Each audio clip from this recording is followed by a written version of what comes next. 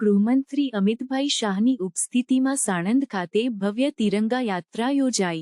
ભારતીય સેનાના અપ્રતિમ સાહસ, શૌર્ય અને પરાક્રમ ઓપરેશન સિંદૂર ને બિરદાવવા દેશભરમાં તિરંગા યાત્રાઓ યોજાઈ રહી છે।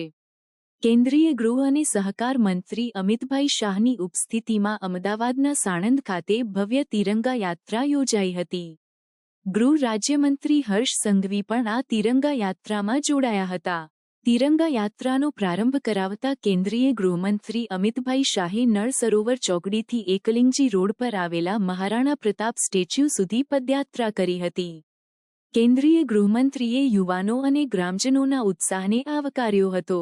તિરંગા યાત્રામાં અમદાવાદ જિલ્લાના પ્રાથમિક અને માધ્યમિક વિભાગના શિક્ષકો તથા અધિકારીઓ, કર્મચારીઓ 680 મીટર લાંબા ધ્વજ સાથે જોડાયા હતા।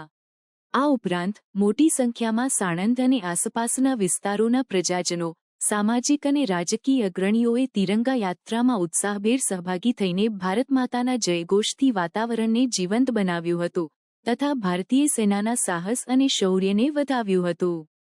તિરંગા યાત્રામાં સાણંદના ધારાસભ્ય કનુભાઈ પટેલ, દસક્રોઈના ધારાસભ્ય બાબુભાઈ પટેલ, ધોળકાના ધારાસભ્ય કિરીટસિંહ ડાભી, ધંધુકાના ધારાસભ્ય કાળુભાઈ ડાભી, જિલ્લા પંચાયતના પ્રમુખ કંચનબા વાઘેલા, જિલ્લા કલેક્ટર સુજીત કુમાર, જિલ્લા વિકાસ અધિકારી વિદેહ ખરે, રાજકીય અગ્રણી શૈલેષભાઈ દાવડા, હર્ષદગીરી ગોસ્વામી, જિલ્લા અને તાલુકા વહીવટી તંત્ર અને પોલીસ તંત્રના પદાધિકારીઓ, અધિકારીઓ સહિત મોટી સંખ્યામાં પ્રજાજનો ઉપસ્થિત રહ્યા હતા।